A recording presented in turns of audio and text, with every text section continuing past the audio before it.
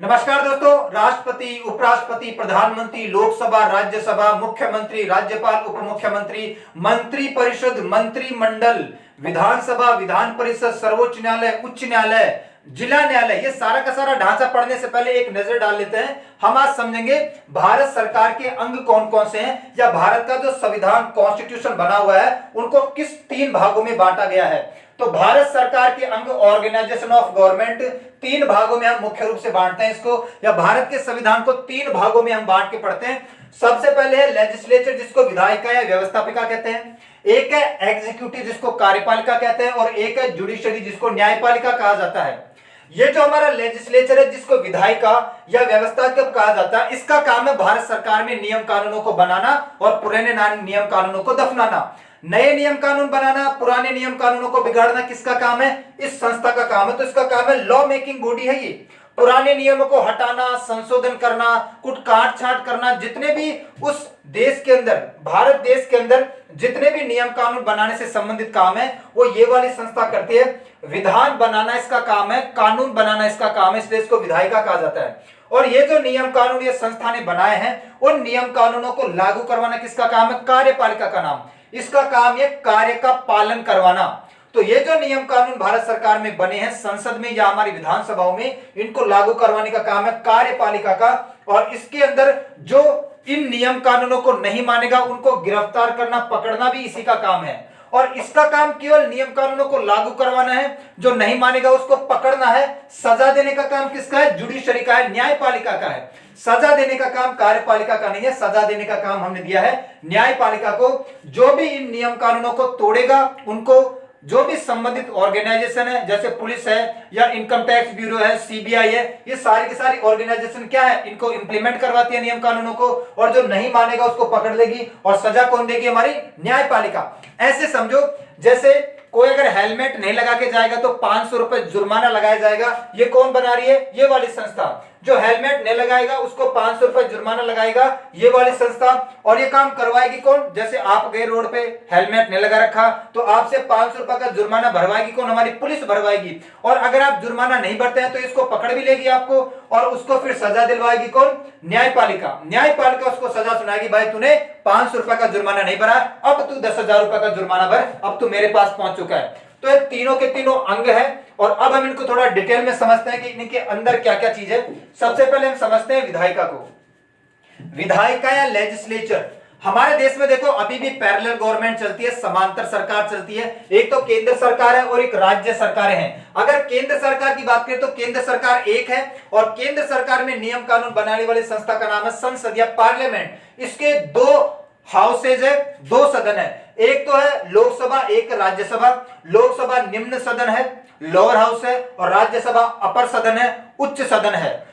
लोकसभा में बैठने वाले को हम सांसद या मेंबर ऑफ पार्लियामेंट कहते हैं, और राज्यसभा में बैठने वाले को भी हम सांसद या मेंबर ऑफ पार्लियामेंट कहते हैं। ये तो हमारा केंद्र सरकार का विधायिका का ढांचा है। वैसे हमारे 28 राज्य हैं और 8 केंद्र शासित प्रदेश है।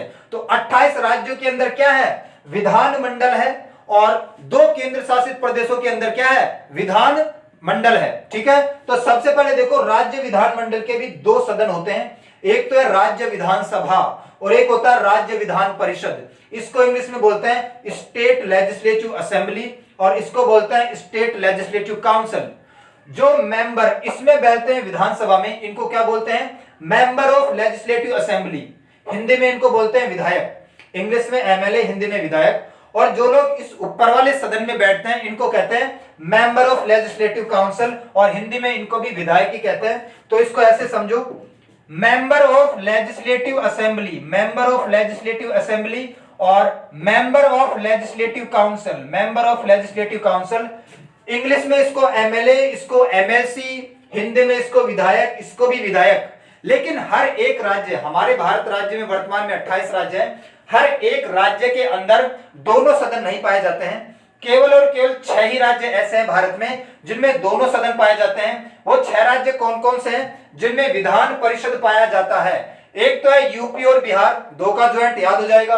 एक है तेलंगाना और आंध्र प्रदेश, 2 का ज्वाइंट याद हो जाएगा। एक है कर्नाटक और महाराष्ट्र, 2 का ज्वाइंट याद हो जाएगा।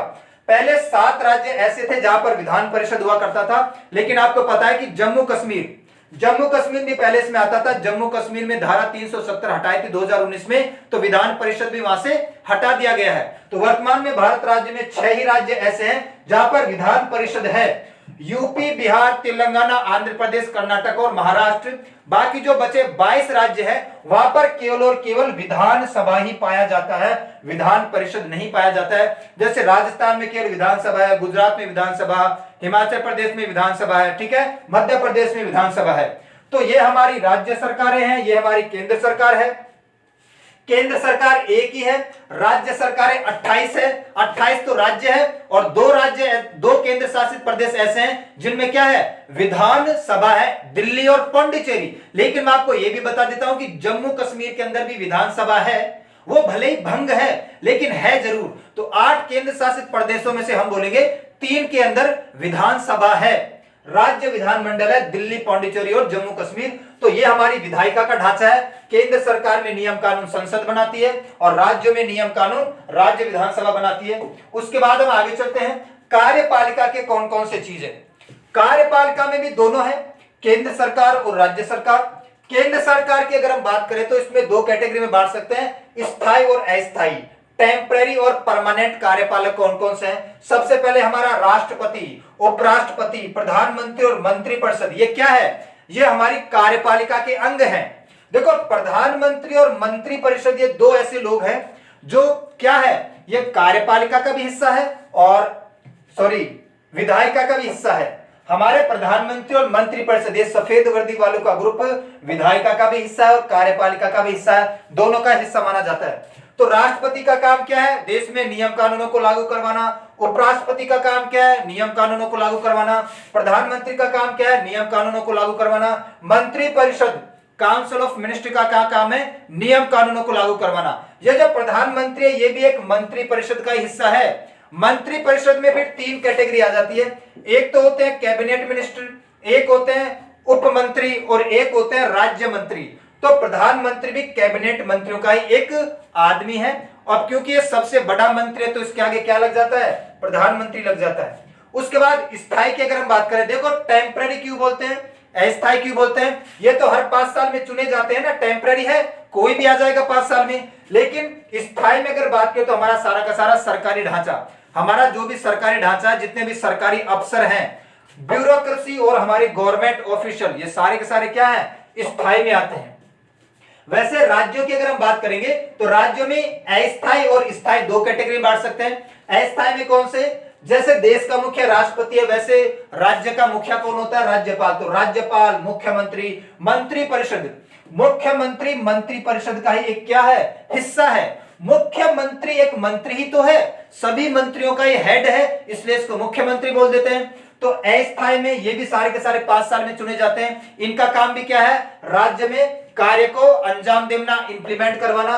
और स्थायी में आ जाएगा सारा का सारा जो हमारा ब्यूरोक्रेसी है, गवर्नमेंट ऑफिशियल है, जो हमारी नौकरशाही और जो हमारा अधिकारी वर्ग है सरकारी, ये सारा का सारा स्थायी है। तो ये हमारी कार्यपालिका है। इसका काम क्या है, इसका काम है भारत राज्य में जो भी विधायिका ने नियम कानून बनाए हैं उनको लागू करवाना, इंप्लीमेंट करवाना, और जो नहीं मानेगा उसको पकड़ना भी इन्हीं का काम है। Police system, CBI, income tax officer, ये सारे के सारे किसका हिस्सा है, हमारे अधिकारी वर्ग या नौकरशाही का तो हिस्सा है, हमारी ब्यूरोक्रेसी का हिस्सा है। और तीसरा फिर क्या है, न्यायपालिका।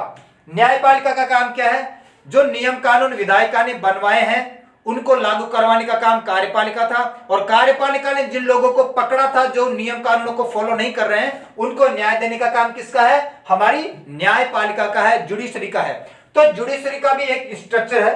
सबसे पहले हमारे देश का सर्वोच्च न्यायालय है, सुप्रीम कोर्ट है, वो एक ही है हमारे देश में। उसके नीचे फिर हमारे राज्य आते हैं, और राज्यों में हाई कोर्ट पाए जाते हैं, उच्च न्यायालय पाए जाते हैं। वर्तमान में राज्य तो 25 है, राज्य तो 28 है, लेकिन हाई कोर्ट कितने हैं, 25 हाई कोर्ट ही है। जो छोटे राज्य हैं उनमें हाई कोर्ट नहीं है। जैसे गोवा राज्य है, गोवा में हाई कोर्ट नहीं है। गोवा किसके अंदर आता है, मुंबई हाई कोर्ट के अंतर्गत आता है, ठीक है।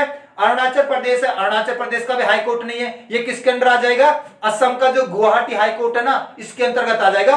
तो राज्य तो 28 है, लेकिन हमने सहूलियत के हिसाब से छोटे राज्यों में हाई कोर्ट नहीं बनाए हैं, 25 हाई कोर्ट है। उसके नीचे फिर हमारे जिला न्यायालय आ जाते हैं। हर एक जिले के अंदर एक जिला न्यायालय पाया जाता है और उसके नीचे फिर मुंसिफ न्यायालय आ जाते हैं, मुंसिफ डिस्ट्रिक्ट कोर्ट। मुंसिफ डिस्ट्रिक्ट कोर्ट होता है, जिला न्यायालय के अंडर काम करते हैं। ये स्पेशली सिविल मामलों को देखते हैं। जैसे आपके बैंक में कोई फ्रॉड हो गया, ठीक है, आपने किसी के साथ बॉन्ड साइन किया था, उसमें कुछ झगड़ा हो गया, आपने किसी को पैसा उधार दिया था, वो आपका पैसा नहीं चुका रहा है, वो मामला हो गया, आपके तलाक के मामले हो गए, ठीक है, डाइवोर्स के मामले हो गए, शादी ब्याह के मामले हो गए, ठीक है। तो ये सारा का सारा कैसा है, ये सिविल ढांचा है। तो सिविल केसों को देखने का काम मुंसिफ न्यायालय करता है। और भी इससे छोटे निचले स्तर पर चले जाएंगे तो हमारी ग्राम पंचायत आ जाएगी। तो आप डायरेक्ट सर्वोच्च न्यायालय में अपील नहीं करते हैं, आप पहले जिला न्यायालय में जाते हैं, वहां पर अगर आप संतुष्ट नहीं होते हैं तो फिर उच्च न्यायालय में जाते हैं, वहां आप संतुष्ट नहीं होते तो फिर सर्वोच्च न्यायालय में जाते हैं। इस प्रकार आप तीनों जगहों पर जाते हैं। तो आज हमने ये समझा कि हमारे देश के हमारी जो सरकार चलती है, भारत सरकार के अंग कौन कौन से हैं। भारत सरकार के मुख्यतः 3 अंग आपको दिखाई दे रहे हैं, ठीक है। इन तीनों को हमें बारी बारी से, जो भी ये ढांचा मैंने आपको बताया है, इसको हर एक को हमें डिटेल में पढ़ना है। तो मिलते हैं नेक्स्ट क्लास में, तब तक के सभी के लिए धन्यवाद।